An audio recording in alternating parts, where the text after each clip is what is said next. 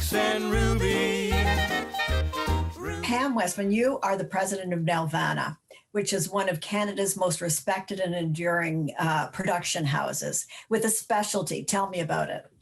Nelvana's specialty is creating amazing animation for 50 years, which is unheard of in this industry, to be able to thrive this long.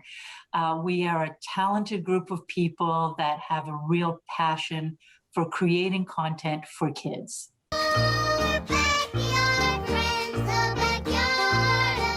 And you have huge brands, My Little Pony. Name me some. Name of the brands that you work with. Our most enduring brands are obviously Max and Ruby, Franklin the Turtle. Those would be two of our more classic IP that we have made multiple seasons of and are seen around the world, along with a huge catalog, close to 5,000 half hours of animation, and a deep library of which we have recently combed through and found gems like the Hardy Boys. Sitting there within our library.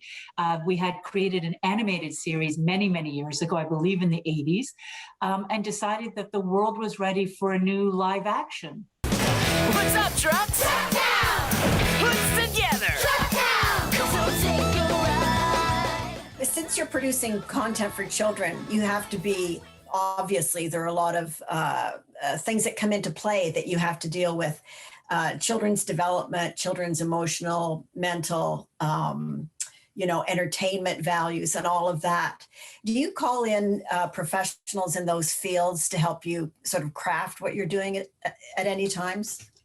We do. And the process usually works where we have an idea, or we are presented an idea, or we're given an idea from a creator. And that usually has either a really well-founded curriculum, if the creator is somebody like Sesame Street that we have worked with on Sesame and Roy, clearly comes to the table with consultants and a deep knowledge of curriculum-based content, either socio-emotional, as you mentioned, educational. There's always something within our content that kids will learn from. And so we lean very heavily on consultants. We also most recently have used consultants whenever we're dealing with any diversity characters or subject matters, to make sure that we speak the message correctly, that is the undertones and everything within our content is appropriate to the audience that we're speaking to, and we're using the correct voice. Play, let it rip. Let's fight an epic battle. And of course, you have to entertain them. So it has to be, attention getting. It has to be smart, and maybe teach. So Tell me about that kind of endeavor, because that's very important. At Nelvana, we don't tend to do ABCs, 1, 2, 3s, that type of curriculum based. We leave that to Sesame Street, the experts, and some of the other properties I've worked with in my career really have dealt well with that. We entertain first and foremost with the characters. We find we need to have endearing characters, and then you will engage them, and the kids will find it funny, and they will love the characters, and they will keep coming back. And the amazing thing in this industry is the characters that you create stay with people as they grow. Or Max and Ruby, for example, or Franklin.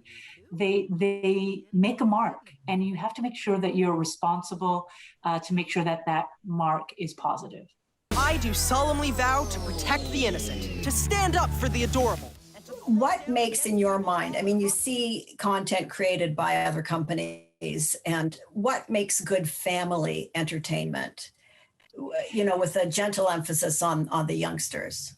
Yeah, if you're looking at entertainment that is to appeal to the family, the entire family, that can be a challenge, because a lot of times when you're making entertainment that appeals to a 3 and 4-year-old, when you're looking at family entertainment, you tend to be hitting a little bit of the older age group then. You need to be making content that's maybe for 5 to 7, 6-year-olds.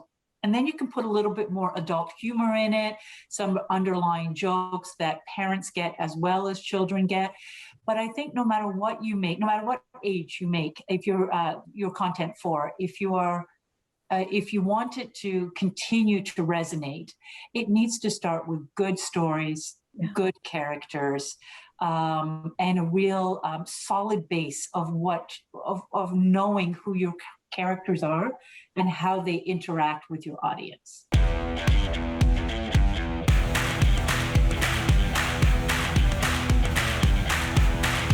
Now, you recently had a party to celebrate Nelvana's 50th, but I know that you have more events coming up. Can you fill me in?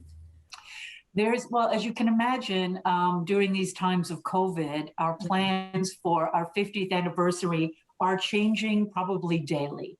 So we started off with a lot of virtual events, mostly for the industry to celebrate Nelvana's 50th, because as you can imagine, Nelvana's 50th to a 4-year-old, they don't really care.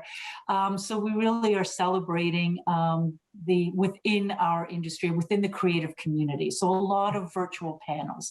We are also going to be celebrating the people that have come through our doors, and we're putting together some documentary-like film and some literature and panels based on who have come through.